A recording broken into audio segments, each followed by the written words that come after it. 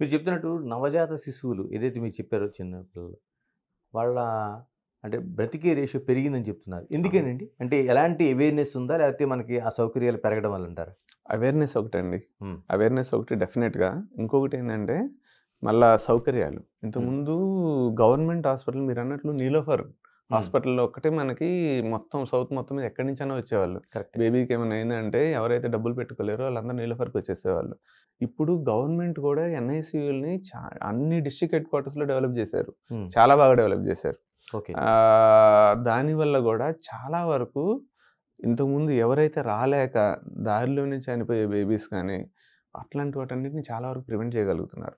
ఇంకొకటి private సెక్టార్‌లోకొచ్చేసరికి neonatologist ఇంతకుముందు 10, 15 ఏళ్ల క్రితం అండి హార్డ్‌లీ వేళ్ళ మీద లెక్క పెట్టొచ్చు ఎంతమంది ఉంటారు స్టేట్‌లో అంటే. హ్మ్. ఇప్పుడు ప్రతి చిన్న టౌన్‌లో గూడా నియోనటాలజిస్ట్ అవైలబిలిటీ అనేది పెరిగింది. అంటే హ్మ్. నియోనటల్ ట్రైనింగ్ తీసుకున్నోళ్ళు. హ్మ్. నియోనటల్ అంటే ఇప్పుడు బేబీస్‌ని ఎలా రిససిటేట్ చేయాలి? ఎలా వాళ్ళని అంటే వెంటిలేటర్‌లో పెట్టాలి, ఇంక్యుబేటర్‌లో పెట్టాలి. ఇవన్నీ తెలిసిన వాళ్ళు, వాళ్ళ కేర్ తీసుకోవటం తెలిసిన వాళ్ళు హ్మ్. బాగా పెరిగారు ఇండియాలో. ఓకే. సో, దానివల్ల గూడా లైఫ్ ఎక్స్‌పెక్టెన్సీ బాగా అంటే బేబీస్‌ని సేవ్ చేయగలుగుతున్నాము. ఎక్విప్‌మెంట్ ఇంకొకటి. ఇంతకుముందు ఎక్విప్‌మెంటు మొత్తం ఇంపోర్ట్ చేసుకోవాల్సొచ్చేదండి. అన్ని వేరే కంట్రీస్ నుంచి. ఓకే. ఇప్పుడు మనకి ఇండియాలో గూడా తయారవుతున్నాయి. వార్మర్స్ కానివ్వండి, ఇంక్యుబేటర్స్ కానివ్వండి, వెంటిలేటర్స్ కానివ్వండి. హ్మ్. సో, కొన్ని అంటే ఇప్పుడు ఎవరైతే అంత ఎఫర్ట్ చేయలేరో ఇప్పుడు ఒక సెటప్ పెట్టటానికి, వాళ్ళు మనకు లోకల్‌గా అవైలబుల్ ఉన్న వెంటిలేటర్స్ కానివ్వండి, ఇంక్యుబేటర్స్ కానీ వాడుకొని చాలా వరకు సేవ్ చేయొచ్చు. సో, వాటి వల్ల ఈ డిఫరెన్స్ అనేది మనకు అలా కనిపిస్తుంది. ఈవెన్ నర్సింగ్ గూడా, నర్సింగ్ ట్రైనింగ్ ఇంతకుముందు అంత ఎక్కువ ఉండేది కాదు. కానీ ఇప్పుడు చాలా ట్రైన్ అయిన నర్సెస్ అవైలబుల్ ఉన్నారు మనకి ఇండియాలోనే. హ్మ్. వీటన్నిటి వల్ల మనం చాలా సేవ్ చేయగలుగుతున్నాం బేబీస్‌ని. ఇంకోటండి పుట్టిన పిల్లల్లో కూడా మనం చాలా అది జన్యుపరమైన లోపాలు కావచ్చు, ఇంకోటి కావచ్చు. క్యాన్సర్‌లు చూస్తున్నాం. లేతే డయాబెటికు లాంటి కేసులు చూస్తున్నాం. మిగతా అన్నీ చూస్తున్నాం. ఎందుకనండి ఆ శాతం ఎలా ఉంది ఇప్పుడు అసల? ఆ శాతం పెరుగుతుందండి. ఎందుకు పెరుగుతుందంటే ఒక మెయిన్ రీజన్ ఏంటంటే మనం ఇప్పుడు హ్మ్. టెస్టింగ్ చేసి వాళ్ళని ఐడెంటిఫై చేయగలుగుతున్నామండి. ఓకే. కొంతమంది ఇంతకుముందు ఏందంటే వాళ్ళన్నిటికి ఇప్పుడు జెనెటిక్ అంటే జన్యుపరంగా వచ్చే డిసీజెస్‌ని ఐడెంటిఫై చేయటం ఇంతకుముందు చాలా కష్టం ఉండేది. వాటి ల్యాబ్స్ ఎక్కడెక్కడో ఉండేవి. హ్మ్. ఇప్పుడు సౌత్‌లోనే 1, 2 ల్యాబ్స్ అట్లా ఉండేవి. ఇప్పుడు ప్రతి సిటీలో ఉన్నాయి. అవును. So, availability. మళ్ళా వాటి కాస్ట్, ఆ టెస్ట్ కాస్ట్ గూడా ఇంతకుముందు చాలా ఎక్కువుండేది. హ్మ్. అవన్నీ ఇప్పుడు అందుబాటులోకొచ్చాయి. మళ్ళా జనం గూడా పేయింగ్ కెపాసిటీ గూడా ఇంతకు ముందుతో పోలిస్తే ఇప్పుడు కొంచెం పెరిగింది. వాటి వల్ల గూడా మనకి ప్రాపర్‌గా అంటే అసలు ఏమి డిసీజ్ అనేది ఐడెంటిఫై చేయటం అనేది చాలా పెరిగింది. ఇంతకు ముందుతో కంపేర్ అంటే చేస్తే. ఐడెంటిఫై చేయడం వల్ల పెరిగిందా? లేకపోతే మన ఆ లైఫ్ స్టైల్ కూడా పూర్తిగా మారిపోయింది చాలా వరకు. లైఫ్ స్టైల్ చేంజెస్ డెఫినిట్‌గా అండి. హ్మ్. అదొక రీజన్. కానీ టెక్నాలజీ అడ్వాన్స్‌మెంటు, మళ్ళా సైన్స్ అడ్వాన్స్‌మెంట్ గూడా చాలా హెల్ప్ అవుతుంది. వీటన్నిటిని మనం డయాగ్నోస్ చేసి కనుక్కోటానికి. లైఫ్ స్టైల్‌కి సంబంధించినవేంటంటే, ఇప్పుడు న్యూబార్న్ బేబీ గాకుండా పీడియాట్రిక్ ఏజ్ గ్రూప్‌లో చాలా ఎక్కువ okay.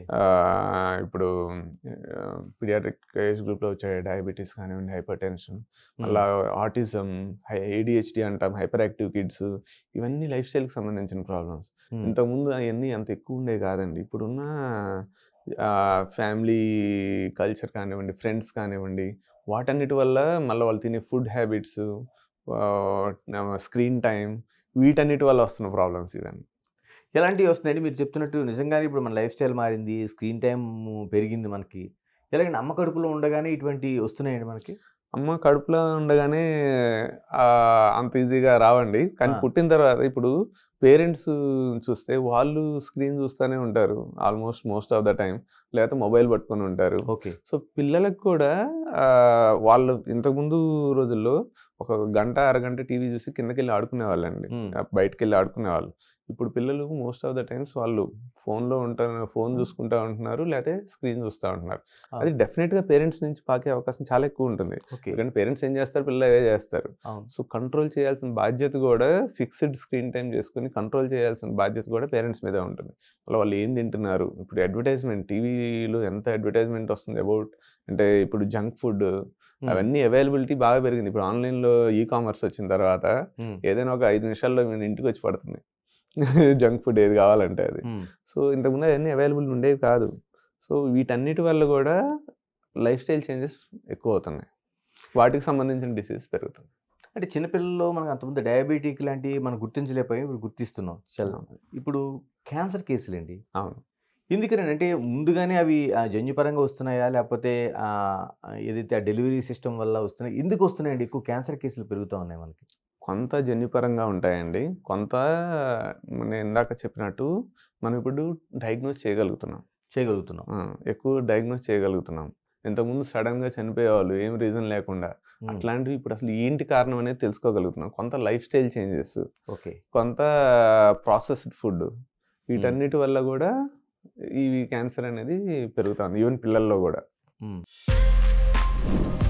For more videos like this, subscribe Big TV channel.